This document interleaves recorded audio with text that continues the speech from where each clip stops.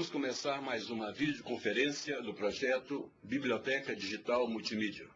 O tema da série Panorama Arte e Cultura de hoje é Resiliência.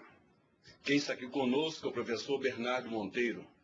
Ele é formado em Psicologia e mestre e doutor em Letras pela PUC Minas, a Pontifícia Universidade Católica de Minas Gerais.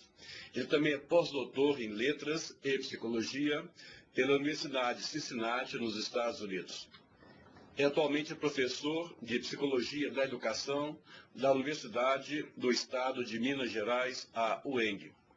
Perguntas e comentários podem ser enviados para videoconferência@virtual.pucminas.br. Bernardo Monteiro, um prazer recebê-lo aqui para falar de um tema tão importante, mas também com um título que nós nem conhecemos. Tradicionalmente não sabemos o que significa.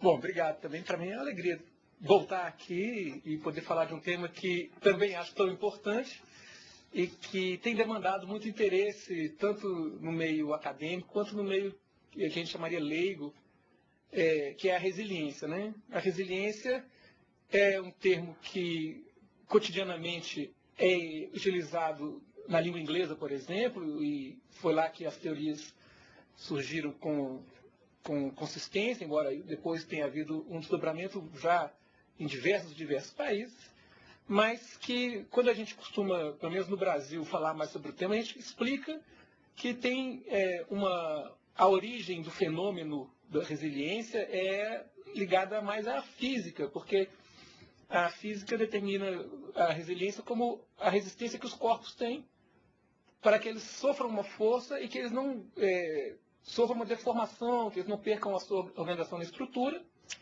E, cotidianamente, em inglês, por exemplo, o termo significa a capacidade de superação que uma pessoa tem. Então, é um adjetivo que é muito utilizado.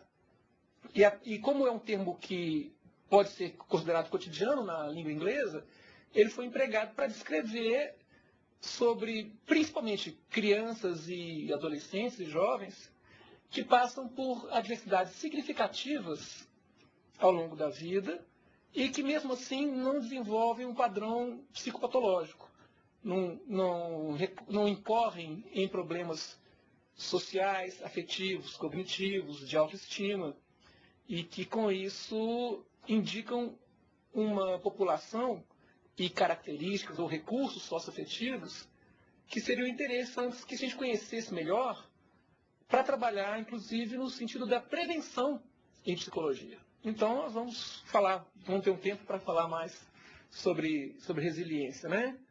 Bom, eu gostaria de dizer, então, em princípio, que essa ideia de poder de recuperação é uma ideia que tem sido abordada de uma maneira muito vaga, muitas vezes. Então, o termo passou a ter um reconhecimento científico e, a partir disso, socialmente, as pessoas começaram a ter um interesse maior e a divulgar isso mais. Então, a gente vê hoje, por exemplo, nas áreas da educação, na área social, na área escolar, de uma maneira ampla, não só na educação como uma teoria, mas também na escola, no cotidiano da escola, no ambiente empresarial, pessoas que dão consultoria, e eles vão utilizando o termo resiliência. Algumas pessoas acabam se posicionando como consultoras, mas que não fazem uma pesquisa de base, que não conhecem a origem desse assunto.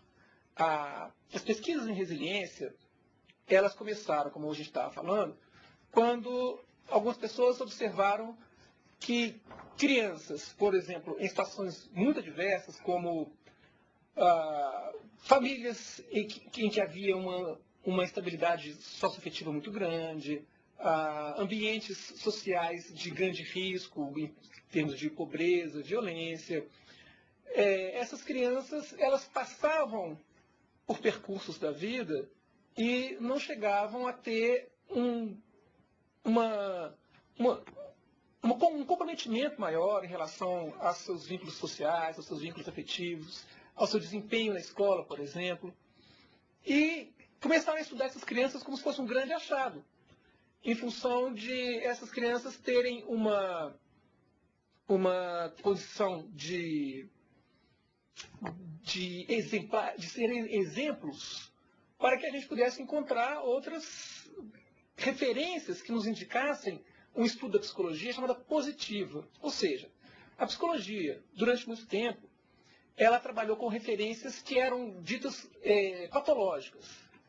O grande nome da psicologia, de uma maneira geral, que é o Freud, ele deu vários exemplos a partir de quadros patológicos que chegavam ao consultório dele e que ele ia desenvolvendo. É claro que depois ele chama atenção, muito cobrado em função disso, ele chama atenção para a importância do livro dele sobre a interpretação dos sonhos e também sobre as correspondências que ele encontrava nas obras literárias em geral e na mitologia, falando que esses casos que ele narrava, eles eram objetos de estudo, mas eles não falavam necessariamente de um ser humano patológico, porque a dinâmica psíquica, a estrutura que ele descrevia, ela ocorria nos sonhos, conforme ocorre com todo mundo, e também ela já era percebida, ou de uma maneira até certo ponto intuitiva, por meio da mitologia, ou de uma forma até mais crítica, a partir das obras literárias que ele utilizou, inclusive Shakespeare, com uma competência muito interessante. Mas, ainda assim, principalmente na corrente norte-americana, a psicologia não se satisfez com essa ideia de poder haver uma correspondência psicopatológica. Então, quase como um purismo, ou o que foi chamado de psicologia positiva, foi buscada no comportamento humano, foi buscado um exemplo, um modo de compreender o sujeito que não adoecia. E quando eles encontraram essas crianças, então, que não adoeciam, eles deram alguns nomes interessantes, até chegar ao conceito de resiliência, foram dados alguns nomes bastante interessantes, que seriam crianças invencíveis ou invulneráveis. O que está ligado até certo ponto à ideia do herói norte-americano, né? O herói grego, ele é uma entidade necessariamente trágica. E o herói norte-americano, não, ele é um modelo infalível, vamos dizer assim. Então, essas crianças que não falhavam, que não adoeciam, elas serviam a essa ideologia norte-americana, e aí, então, o nome de invulneráveis ou invencíveis. Mas, com o tempo, os estudos foram indicando que havia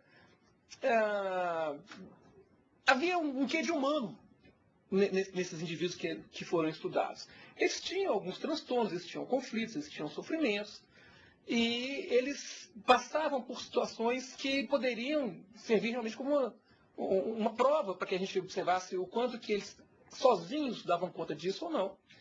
E começou a identificar que essas crianças, elas se beneficiavam de um conjunto de suportes, tanto humanos quanto culturais, que foram chamados fatores protetivos ou fatores de proteção.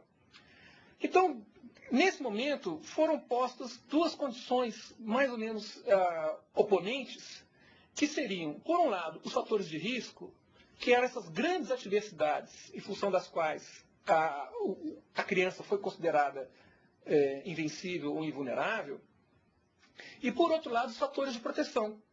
Então, os fatores de proteção eles seriam, por exemplo, elementos ligados à família, aos vínculos amorosos, à rede de suporte de amigos e de parentes, de vizinhança, mas também instituições, vamos dizer assim, um ambiente que tivesse um suporte institucional, uma boa escola, ou um bom serviço de assistência social, uma presença do Estado que fosse efetiva, isso tudo serviria como fator protetivo.